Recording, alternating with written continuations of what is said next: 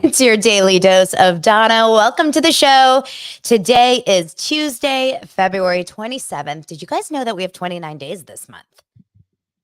I would like someone to give me a history on leap year. Not really a history. Like give me the cliff notes. Why do we have a leap year? Why is there 29 days every 4 years in February? But you know what that means? You just get an extra day of February. That's really all it means. Welcome to the show. I'm already seeing in the comments, you guys heard me on the Jeff Lewis extended show today as a call-in. I called in to Justin Martindale and Ryan Bailey. I love those two so much, as you know. I'm friendly with both of them. And I'm supposed to be on Ryan's show at some point soon. I can't remember which day in the next week or two. And Justin's been on my show. Ryan's been on my show. So we talked about swingers, which is funny because if you guys watch me over on Instagram yesterday on my live, we talked about swingers. So this is the swinger capital of the world, Sherman Oaks. Who knew Sherman Oaks was the swingers paradise? If you guys don't know what I'm talking about, Jeff Lewis mentioned in his very, very short part of his show today because they got interrupted with a fire drill or a fire alarm. Was it a drill? I mean, was it a fire? What actually happened? Anyway, he mentioned that he got approached by a swinger couple from Sherman Oaks. I assumed he talked about the fact that, I mean, he didn't mention it, but I assumed they were a gay couple. He was at a gay bar in West Hollywood. I have been approached by a swinger couple, Lance and I both. And it's so funny. Laura says, come on, Donna, you know, you've got that pineapple decor on your front porch. I know it. So the funny thing about pineapples, I didn't know about this pineapple thing until a couple of years ago. I was in Vegas and all these people by the pool had these like pineapple pins. And I was told by Lance that the pineapple means swingers.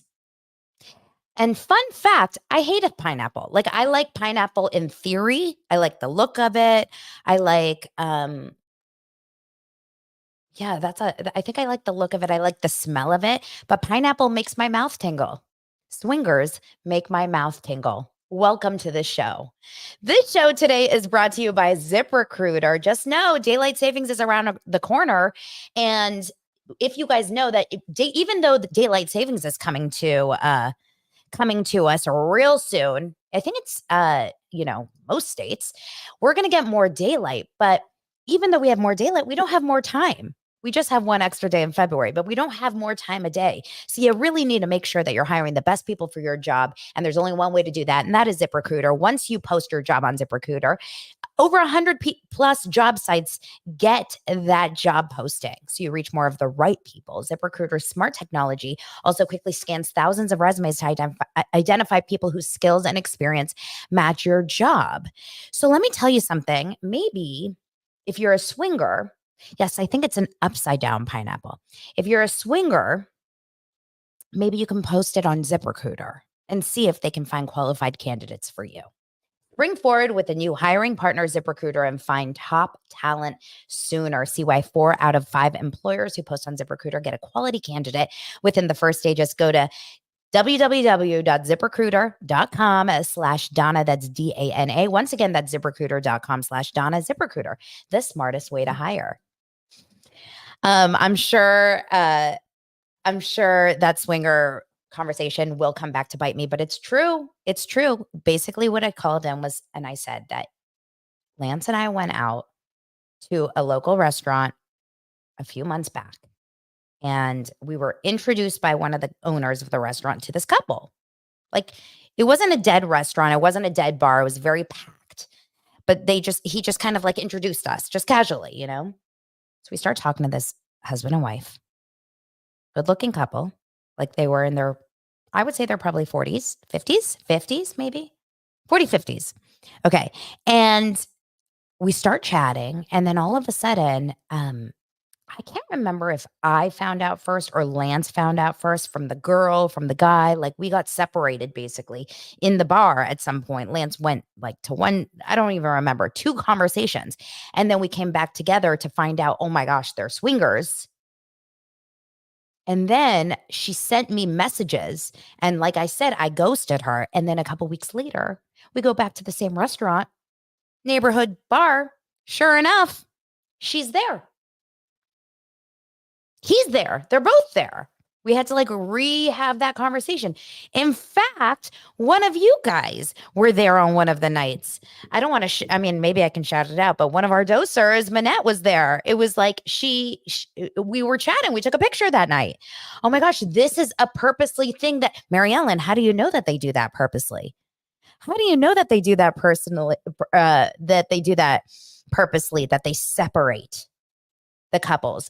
And Andrew Domingos, I have to shout him out because I love him so much as a doser. I have some of my favorite dosers always watching this live, but he says, this is giving. When Cindy and Jim Walsh got approached by swingers on 90210. I'll never forget that. Weren't they in Palm Springs or something? They were on some vacation. Cindy and Jim Walsh, can we do a deep dive on Cindy and Jim Walsh and the fact that they were parents of high schoolers, but they felt like 97 years old on that show? Did they not feel so old? I want to know how old Cindy Walsh was. What was her name in real life? How come I can't remember either of their names off the top of my head? Jim Walsh and Cindy Walsh. I have to remember. But anyway, Andrea something. Anyway, I want to know how old they were when they filmed season 1 of Beverly Hills 90210. That's what I want to know. They were in their early 40s, but they looked 60s. Oh my gosh, you guys, I'm learning so much about you. Mary Ellen was invited to swinger parties in her 20s.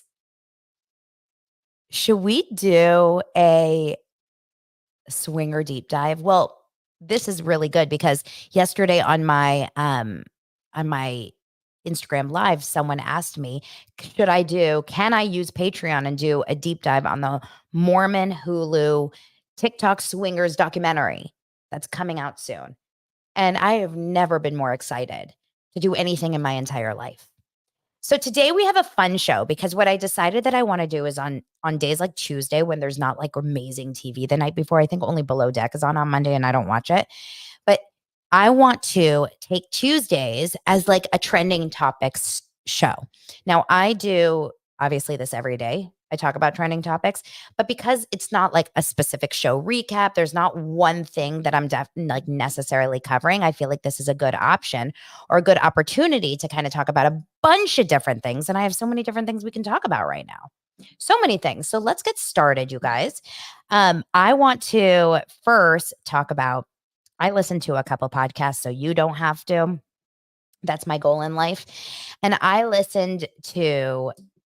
yesterday I listened to Not Skinny, or it was early this morning, Not Skinny But Not Fat, Tom Schwartz. I listened to it for you. I don't want to ever have to sit through a Tom Schwartz interview ever again. And I say this with love. Tom Schwartz, bless your heart. I am so bored with Tom Schwartz. Carol Potter, James Eckhouse for the win. Yes, I love that. Oh, the comments are good. If you guys are watching this live, YouTube on the replay, make sure to click live chat and get in there because I'll just say that we just got a comment that has something to do with a man having a first experience with a man, with a married couple, man and woman. And that's the moment where you realize, oh, this is what I want. I want a little bit more of that. Interesting. Okay. So there is Tom Schwartz to me is like my cup runneth full on the Tom Schwartz of it all. What else can Tom Schwartz say at this point in life that is of interest, shocking, surprising, interesting in general, or like new information? It's like he's making the rounds just because he's making the rounds. He goes on this podcast, Not Skinny But Not Fat. That's Amanda Hirsch. She gets all these great guests on her show. I talk about it often. But she is talking to him about, his relationship with Sandoval. Same shit. He feels like he was too nice and too forgiving early on, but Sandoval is a really good friend. Talks about Ariana. He says that he and Ariana are definitely not at odds, but they're not like besties. They're cool. They're fine. And then he talks about the fact that, how his life kind of fell apart. He felt like he was living this great cushy life when he was married, and then the bar, and his husband, not his husband. Shocker, Tom Schwartz has a husband. No, Tom Schwartz, the bar took him down, and then his family issues, his brother, etc. So I think, and I really do feel this way about every single one, because Katie Maloney was on Lady Gang also, and I have no interest. So unless one of them come out and tell me that, now they're gay, or they are pregnant, or they're getting married, or, they're leaving the show, or they're moving to Canada, like, I am not interested in these people anymore. I have enough is enough. We have to sit through Vanderpump Rules and try to get through the season, by the skin of our teeth. So it will be very interesting to see where we go with that show. I'm dying to know what the numbers look like as the season progresses. I do believe the numbers are going to drop and drop and drop and drop and drop. So let's talk about something else. Yeah. The Valley. The Valley released its new trailer. That's the Jax Taylor spinoff. And you know what? Because we have this amazing technology now, and we're able to watch things on YouTube. And you guys, if you're listening to the audience, if you're listening on the audio version, you're also able to listen to the trailer. I say, let's watch this teaser together and let's decide if this is something that we feel like we can actually sit through and watch. And I'd be interested from you guys if you are, going to be interested. Let me pull it up. Here we go.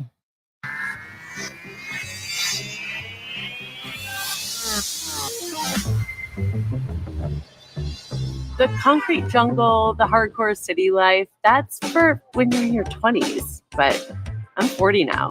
The Valley is where I need to be.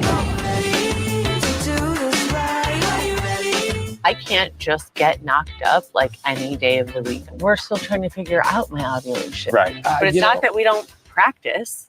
Oh, yeah. Got my form down. I agree.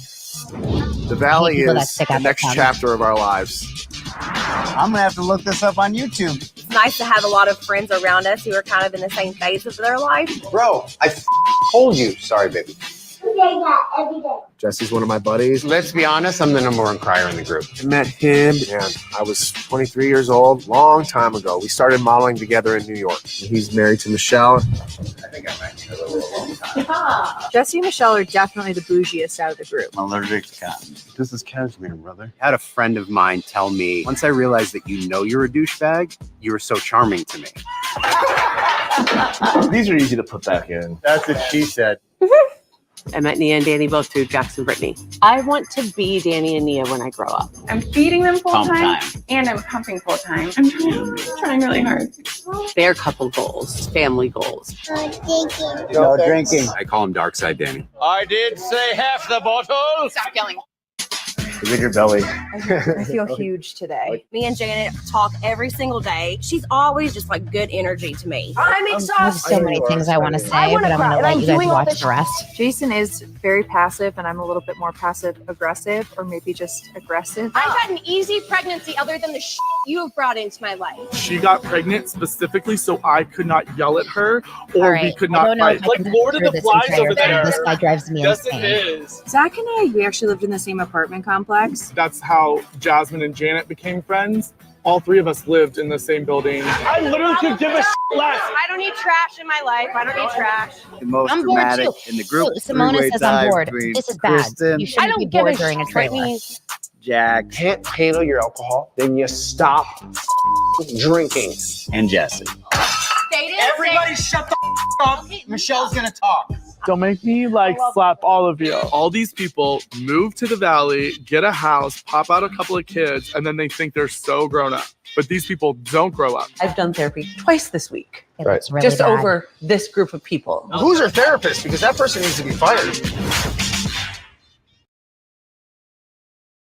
The Valley. Okay. Tanya, please stop. Please stop. I'm with you. That was really, really long. So audio version, I apologize. But I will tell you something. They're trying really hard to make you know, fetch happen. Here's my problem. Okay, here's my problem. I am past wanting to see young kids on TV for my entertainment. I am so turned off from kids on TV, like reality show kids. Because just say this show has the longevity, like just say the show does really well. I mean, it's possible, right? Just say it does really well and it goes 6, 7, 8 years. All of a sudden the kids are 10, 12 years old, like we're watching them grow up. In 2024, I feel like we should be past this. Adults can make up their own minds, and maybe they only put the kids in 1 or 2 scenes. It doesn't matter. It doesn't matter. We already just saw in a trailer that one of the dads is yelling the F word in front of their young kid. Ha ha, so funny. Like, by the way, I curse around my kids. I'm not scared of that. I'm not like a prude when it comes to this. This is just real life. But at the end of the time, I just feel like, not the end of the time, at the end of the day, I just feel so incredibly just turned off by any young parents. And by the way, one of them I know from acting days, he used to audition for me all the time, that Danny guy. I'm so turned off from parents who are in the like pregnancy, newborn, 2-year-old and under stage, who aren't celebrities, who don't already have the following and want to put themselves in the limelight with their children. I find it off-putting, which will lead us to our next story in just a second about Kyle. But I just not interested. I'm not interested. It's gonna, like, I don't need to see a man trying to get his car seat in the car. I deal with it on a daily basis. Not the car seat, but it's not interesting to me. Even if there is drama, and let me tell you something. Okay. And if you guys are listening and this is something you do, let's have a conversation about this. Let's figure this out if this is something you want to continue doing. I can't watch people stick out their tongues. I have a tongue aversion. I can't see people stick out their tongues in pictures, in conversations, in like the only people that should be sticking. I can't even do it for you guys as a example because I'm so grossed out by tongues. But the only person that should ever stick out a tongue is like a 2-year-old and they're going like, nah, nah, nah, nah, nah. It's awful content. And so to see Kristen Doty and her man, Luke, both tongues out, condoms out, they're trying to have a kid and they're trying to get pregnant. And so, we know that she went through, sadly, a miscarriage. Meanwhile, they're trying to get pregnant. And then you have Johnny and Amy over on Love is Blind who are scared to even have sex. God forbid they get pregnant. Like, it's mind-blowing to me. Let's move on really quickly to a little conversation about Love is Blind. It's not like so exciting or anything, but Love is Blind has really jumped ship and jumped the shark in terms of its casting abilities. Now, I actually know one of the casting people from Love is Blind.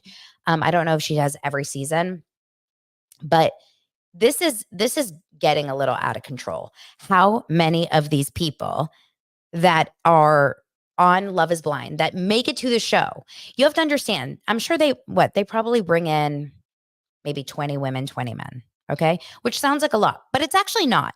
You're going to go to Charlotte, North Carolina and find 20, and they don't have to be stunners, all of them. They don't have to be perfect. They don't have to be, a certain body type or a certain size or a certain race or a certain career. They can kind of be just anyone with a good personality that would make it good for a show. So you get 20 women and 20 men, and like at least 50% of them come from relationships, and they're in relationships on this show.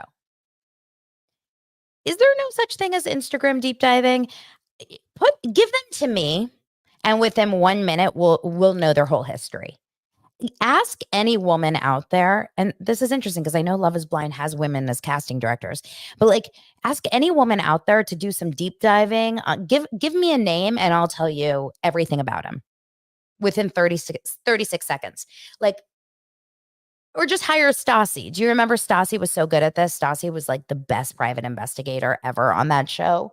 It is really, you know, impossible to understand how so many guys keep getting cast on these shows and they're in relationships. And now apparently some of the girls were in relationships already. I just don't understand. Like, you should have to ask and talk to like 5 of their friends before they get on a show. Unless the girlfriend is in on it or the boyfriend is in on it. Like, yeah, let's get you on there so you can make a lot of money, you know? Mark says, I want a botched Love is Blind crossover. One group is botched, talking to a group of model wannabes. If they marry, they get free surgery. Jeez, Mark. That is so crazy. So Jessica Vestal, I had to Google who she was because that's how easy I forget these names from Love is Blind. Jessica was the hottie that Jimmy turned down for Megan Foe, right? So she was the one with the daughter. She was on Nick Viall today, very briefly. I think she's going to do another episode maybe after the season finale airs. And she talked a little bit about what was the deal with Jimmy, because when we watched the show, we saw that they had a really nice, serious conversation about the fact that she was raised, I think, in a foster family, and he also, his mom adopted or raised foster children. They had like a connection over that kind of stuff, but we never really saw anything else, and we didn't understand maybe why she was so into him. Well, apparently Jimmy in the pods was like the guy. He was the guy that all the girls were vying for. And then when you see him like in real life and he's like, oh, I love your teeth. It's shocking, right? So he was the guy that everyone wanted. Jessica said that she got the feeling that he was this hottie body like guy. That's why she called him Jimmy with the juice. And then the scene that we saw in the last little batch of episodes when she's sitting at the wine bar and she's talking all about how she like wants to connect with him. Nick was like, I don't understand. Had you seen a picture of him yet? Which is so mean because we're talking about like he's this, you know, not good looking guy. He's by all means a good looking guy. I mean, there's nothing like physically horrible about him. He's just not, you know, a GQ model, in my opinion. And she was talking about how at that wine bar in that scene where she's sitting, I think with Laura, having that conversation, she's like, I was so many wine glasses in that I had no business talking about any of that. I know that the final episodes air tomorrow. Yeah, the 28th, I'm pretty sure. I don't know if it's one episode. I don't know if it's the final 2. I think they can only have 2 more episodes. I mean, how many more episodes can we see until the weddings? We're already like halfway through, if not more, through them living together for 30 days. She also said something that was pretty surprising, that she kind of stood up for Megan Foe, Chelsea, because she said, I know she comes off so clingy in these scenes, but it wasn't really the case. I guess Jimmy is like a partier and was going out a lot in those 30 days when they were hanging out at home. And so Chelsea was feeling super insecure because Jimmy was going out all the time. Interesting. Obviously super excited about that, and we'll be watching. I'll be watching. Will you guys be watching? Next, let's chat for a second about, which should I go to next? Let's talk about, I have a whole list. I have so many things that we can talk about today. Let's talk about Brielle Biermann just for just a minute. So Kim Zolciak Biermann's oldest daughter, Brielle, has gotten engaged. Is this not her first engagement? I feel like for some reason, I feel like she's been engaged like 10 times, but you know, who knows? She got engaged to baseball player Billy Seidel. All these girls, these hot girls, they go for these athletes. Do you think it's a good move? Let me ask you a question. If you could get anyone in the world with your looks and who you were or whatever. If you were like a young hottie, like a 25-year-old, stunning, gorgeous person, and you could get the pick of the litter with the person that you're with, would you go for what would you rather? An athlete, an actor, singer, or reality star? If you had to choose one of those four, I would go for an athlete now that I think about it. Athlete to me seems like the least narcissistic, obsessed with themselves. And I'm sure some of the athletes that we see out there are incredibly obsessed with themselves. But for some reason, I feel like athletes seem like they've got a really good work ethic, like they're driven. Ooh, Chris would go for a rock star, Andrew athlete. And athletes, like, that's hot, right? I would not go for a musician. I personally would not go for a musician. Musicians are shady. No offense if you're a musician. I just think that a lot of them live a lot of different lives on tour. And then actors, it would be hard because actors, no offense if you're an actor and watching the show, but just like having worked with so many actors, it's a really, really tough life. So if you're, the Brad Pitt of actors and you're super successful and you're constantly able to, get a job, then I guess that's one thing. But then you're going on set and you're falling in love with your Angelina Jolie's. But you're an actor and you get to go to the Oscars and you get to do all that. Suzanne says a reality star if it was Craig. I'm with you. Reality star, like there's a whole host of reality stars, right? Like, are you going to be with a Craig Conover? Or are you going to be with Austin from Southern Charm? There's a big difference between not all reality stars or actors or athletes or musicians are built the same. We know that. So she is engaged to baseball player Billy Seidel. She says, forever with you. She's 27 years old. They've been together for a year. He is minor league.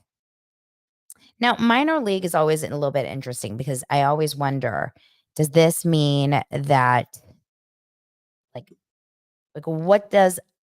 when I hear minor league, I'm immediately going to arena football and Legion, the Risa Tisa story.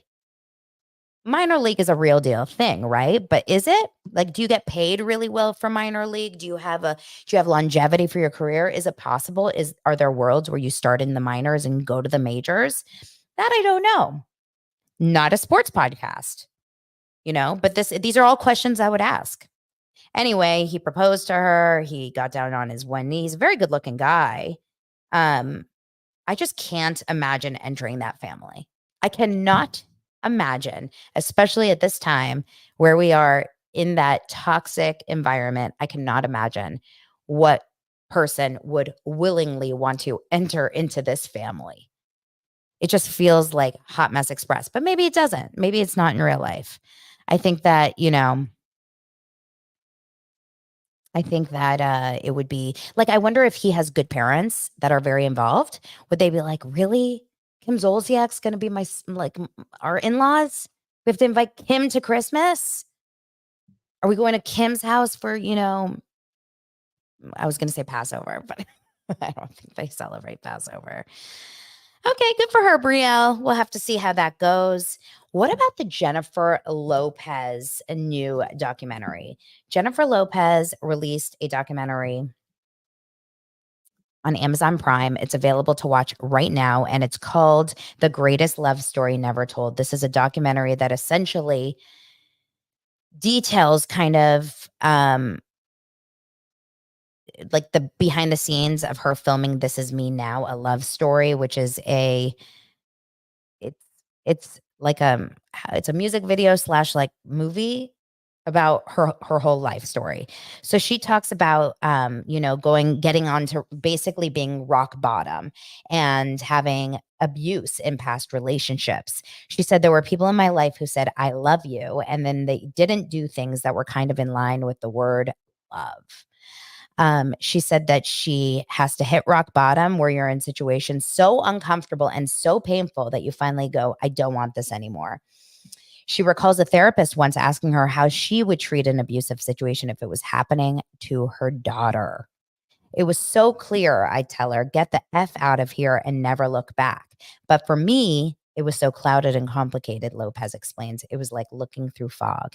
Filming the scene took an emotional toll on the Selena star, who acknowledged that she was never physically abused by one of her exes. She said that she never got beat up, but she's definitely been manhandled and a couple of other unsavory things. And obviously, now she's with Ben Affleck, and she's no stranger to documentaries. She's done a couple different documentaries over the years.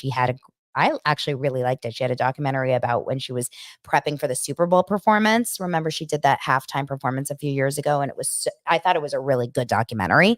And this one, it's more about her personal love life and whatever. Oh, interesting. Leslie says, I bet she's talking about Diddy, which, man, oh man, that guy has got some real bad stuff that continues to come out about him. I'm not going to get into it in today's show, but it's possible. That's obviously not there's no honest truth to this. We're just, we're just speculating. Ben Affleck didn't want a relationship on social media with Jennifer Lopez, but learned to compromise. So in this documentary, he had one request when they got back together in 2021, more privacy. So back when they were together in the years, the Geely years, Geely, there was so much press about them and they were all over the place. I love how this is, an actual conversation because they have so much press. Like Ben Affleck and Jennifer Lopez can't get a coffee without cameras following them. But basically it says the actor turned director opened up about the couple's relationship in this documentary. So I guess he has interviews in it, which I'm interested to watch. He says, getting back together, I said, listen, one of the things I don't want is a relationship on social media. Then I sort of realized it's not a fair thing to ask. It's sort of like you're going to marry a boat captain and say, well, I don't like the water. Well, that's really actually nice of him, because I thought to myself, they are kind of on her social media. Like she does post about him, not all the time, but she does post about him. And I guess, they've kind of compromised. He says, we're just two people with different kinds of approaches trying to learn to compromise. Lopez opened up about her husband's discomfort with living in the spotlight and says it was the inspiration behind her 9th studio album, This Is Me Now, released earlier this month. She says, I don't think Ben is very comfortable with me doing all of this, but he loves me. He knows I'm an artist and he's going to support me in every way he can because he knows you can't stop me from making the music I made. He doesn't want to stop me, but that doesn't mean he's comfortable being the muse. She said that she never planned on getting back together with Affleck after they broke up. But then she said that, she was speaking about him. She said, I fell in love with the love of my life earlier in life. And for whatever reasons that we needed to grow and do other things, we both went off, had children with other people in other relationships. But, in my mind, I kind of had it like, oh, that was kind of the one. And then they began dating again in 2021. I actually love that part of their story. I actually really love that part of the story because I feel like it is nice to know if you started dating someone or you had a relationship with someone. It kind of reminds me of the movie One Day. I mean, the limited series One Day, and it's based on this book. So I started watching it last night. It's on Netflix. I think it's like 8 episodes only or something. It's Leo Woodall from the freaking hottie British guy from White Lotus season 2. It's him and a woman. She's Indian. Let me get her name. Hold on. One Day Cast, because I don't know her at all, but maybe she's done other things. One Day Netflix. Oh yeah, there was already a movie, I think, around this. Ambika Mod. Ambika Mod. I don't know her, and she's so cute. And I really, really I like her. I'm only like 2 episodes in, but she's very cute. She has a huge following, so she probably is a pretty big British actress, but I just never met her before or saw her before. Anyway, it's kind of like that storyline where it's basically going through one day, the same day, July 15th, all these years, and seeing kind of how their lives interweave and don't. And it's like, it's all about timing. It's like this magic timing with relationships, which I think is actually really, really cute. Andrew, you're still recovering from one day because it's brutal. Uh-oh. Does it make you cry? I'm sure it does. Please don't spoil it, but it's brutal in a positive way, Andrew. Is it brutal in a positive way? That's what I need to know. You know, I love a show like this. It reminds me of the show Love Life, which was a show on Max. I've talked about this before. It's Anna Kendrick was season 1, and then a guy was the lead of season 2. But it takes you through periods of their life. And if you want a bingeable show similar to One Day, I want you guys to go and find the show Love Life. It was on Max. They canceled it after 2 seasons. I'm devastated over it, but I thought it was phenomenal. There's certain shows like this that just stick with me. Love Life, Fleischman. Something's wrong with Fleischman, or there's something wrong with Fleischman. Fleischman saves the world. Like, what is that show called? Fleischman is in trouble. Fleischman is in trouble is a show that, when I tell you, I still think about it all the time. I think it's also on Max, or maybe it's I don't know where it is. It was Jesse Eisenberg played the lead. There's also Lizzie Kaplan, Claire Danes, Adam Brody. You guys, when I tell you it, I had a visceral reaction to that show. Also a miniseries. Watch it. It was amazing. Andrew says Fleischman was my life after divorce. One of the best things ever. Okay. So anyway, watching One Day. But timing is important. So JLO and Ben Affleck, good for them.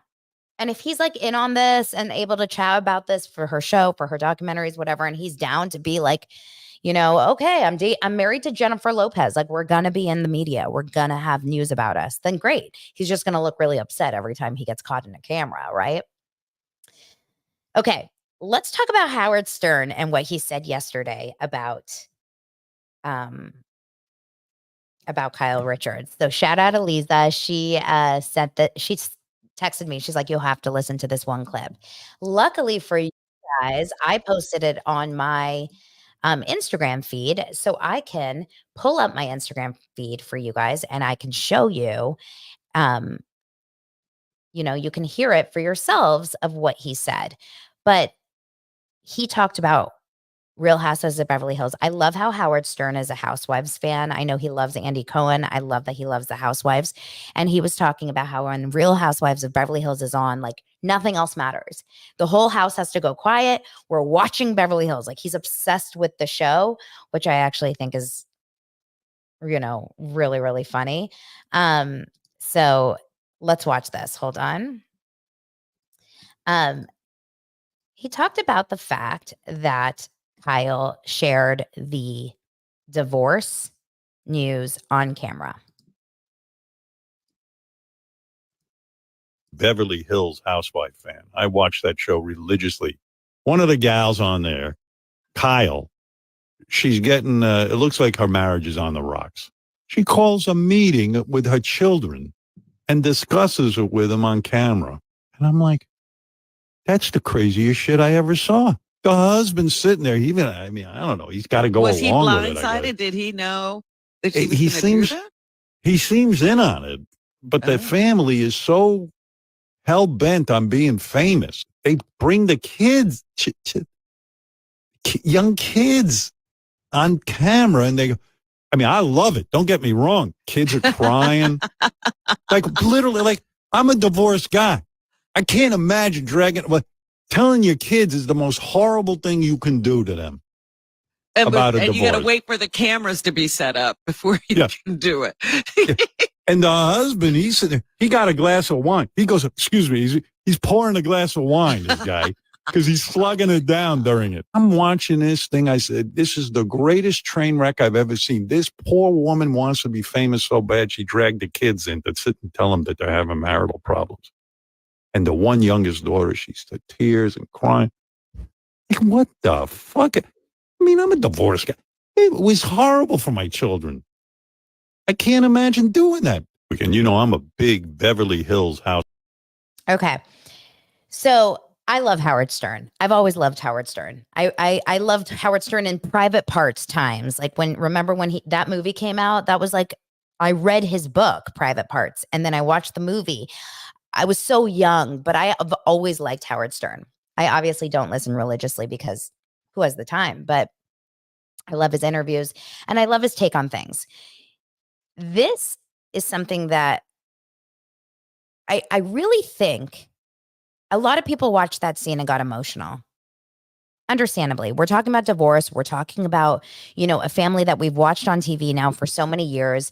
Like, it's understandable that we would get emotional and feel sad watching kids cry about their parents getting a divorce. But let's talk about that for just a second. What the F kind of parent puts their kids through this? What's more important to you? Your children or your show? Kyle is a good mom from what we've seen. Like, from all accounts, I think she's a good mom. And I think her kids are so trained that they don't know any different. I think like sometimes when you have kids of, really, really out there parents, if that's the only thing and I'm not calling Kyle and Mauricio out their parents, but I'm saying like, I don't want to liken them at all to parents that are, horrible or abusive or whatever. But most kids only know what they know, right? And yes, Farrah's an older woman now, and Sophia and Alexia are adults. But Portia's 15 years old. And even Sophia and Alexia in their early 20s, they don't remember not being on camera. I mean, if they were 7 years old, it's you remember briefly, you remember times without the camera, but in general, a camera has been in your face for all your big events in your life, for all the big things. And we have not focused a lot on Kyle's kids in the last few seasons. The last few seasons, we've only seen like one random dinner, one random event, one random thing. So for her to pull her kids back on camera for such an incredibly private, like personal, life-changing conversation. And her kids knew at that point. I don't believe that Kyle broke the news to her kids on camera. Their kids knew exactly what that conversation was going to be about and for. Okay, let's not pretend that this is real reality in that sense. They knew about the separation because we've heard already that Kyle has talked about the fact that she was in the car with her kids in Aspen, driving around, getting the text that the People magazine article has come out that I still believe Kyle's team has leaked. Sorry, I do. Either Kyle's team, Netflix, Alex Baskin, or, Faye Resnick. But someone in the know released that information. And then here we are. So they all have talked about it in the car. She's already brought it to them, but now the cameras are coming on. So she's like, we have to film this scene. So instead of filming the scene, what scene we should have gotten is Kyle and Mauricio having a heart-to-heart. Because we haven't seen that. We haven't seen, like, it's more personal and more difficult for Kyle to let cameras in to see her and Mauricio talking about the real problems of their marriage than for Kyle to bring her children into the conversation to lessen the need to go too personal. Tell me if I'm wrong here. The kids were her buffer. If the kids are there, we can't get into details.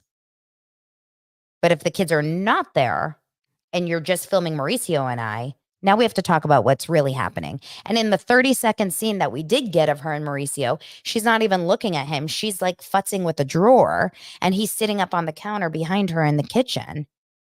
And the one conversation they have is like, at least the rumors are about you cheating and not me. Why can't, like, what would have been better for Kyle's family or for Kyle's children is not to involve them on the show. In this case, Portia was all of them were crying. It's not like they knew, so they were over it and they were cool. It's not like they were like, we're good parents. Like, you're good. They're hysterical. And then not hysterical. They're all like tearing up majorly. And Portia is hysterical. And what does Kyle do? It's okay, Portia. You're okay. You're okay. You're okay. We're not broken. We're just bent. She became pink. One of you guys called that out earlier. Rebecca, I think. It felt so exploitative coming from someone that like is all about like raising your children, you know. Speaking of, like how Jennifer Lopez basically says, like, I wouldn't want my kids to go through it. And that's what Kyle says. I started to realize I didn't want my kids to have to go through what I'm going through. But let me put you on camera and make you cry on TV to remember a conversation where you got divorced. Now, remember, you guys, I'm a child of divorce. My parents got divorced real early. So I don't remember this conversation. I still had major, major drama between the two of them because there was a lot of court cases and custody issues and battles and alcohol. And like, it was a lot going on when I was a kid. So all of that I remember very well. But from what you guys have told me, and from what I've seen, is if any of you guys are, you know, of age where you remember conversations, so maybe like 7 or older or whatever, you remember these conversations for the rest of your life, right?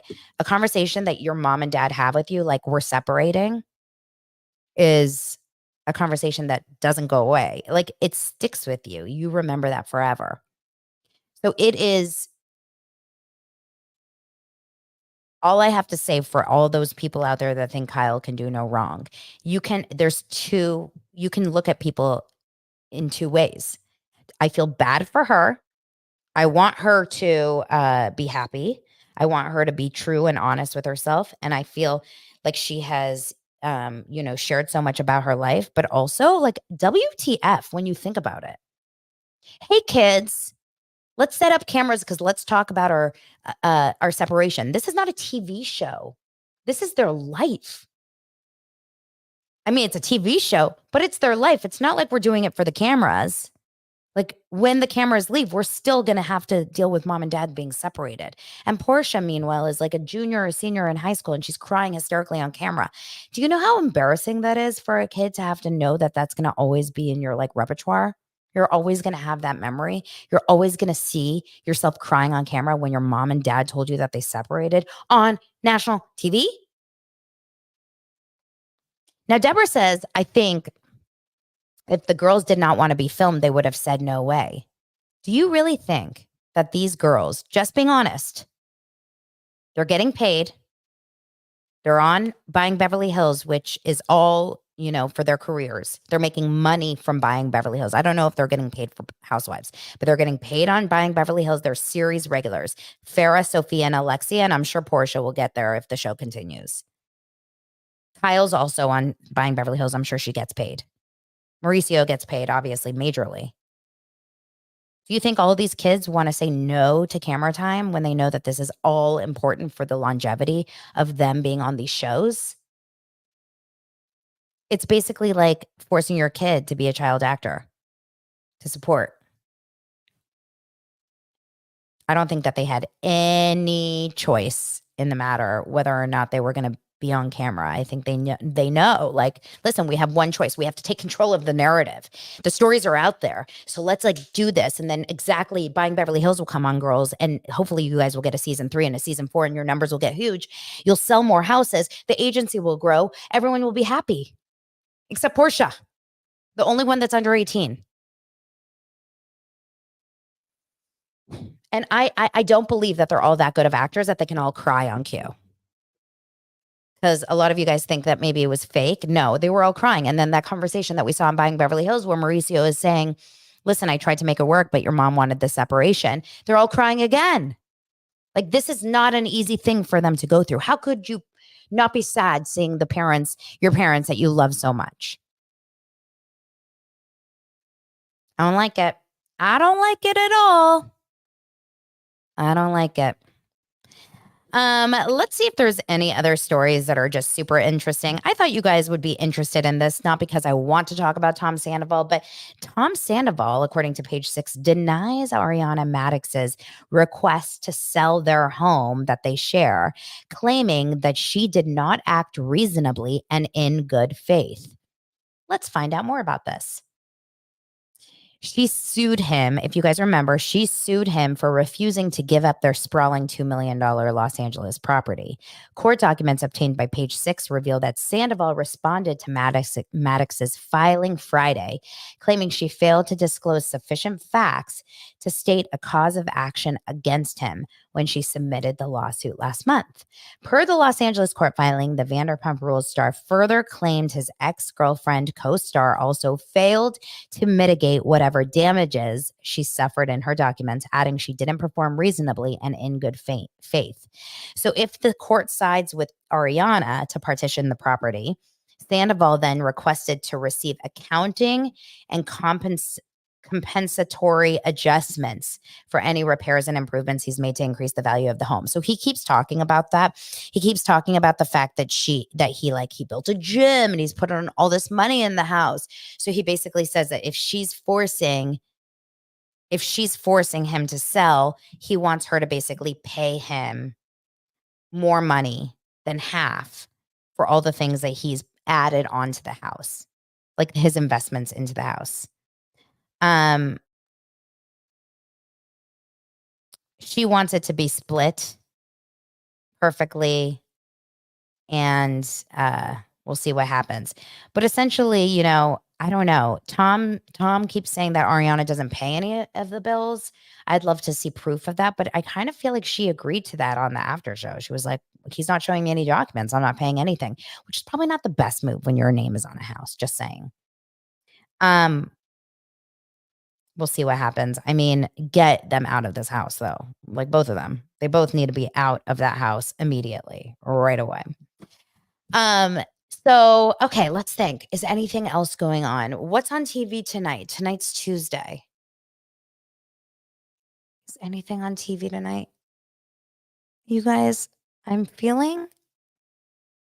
Or is tonight Vanderpump? I'm feeling so bored with it. I want Real Housewives of Beverly Hills reunion. That's like the only one that I truly, and Summer House. Those two I care about so much. And Traitors. And Love is Blind. Yeah, VPR is on tonight. Okay, so we'll get through it. It's like pulling teeth to get through it. Maybe tonight will be great. Let's be positive. You guys, yesterday I got like 50 new subscribers on YouTube simply because I told you guys to subscribe. So if you have not subscribed and you're watching, if you're one of the 415 people watching the show live right now, are you subscribed? Have you hit the like button? Will you share this to your friends? Will you tell a friend about Daily Dose of Donna? Let's go. Let's hit 15,000 subscribers by the end of the month. Let's do it. I feel confident. I feel strong with you guys. All right, let's talk later. See you guys mañana. Bye.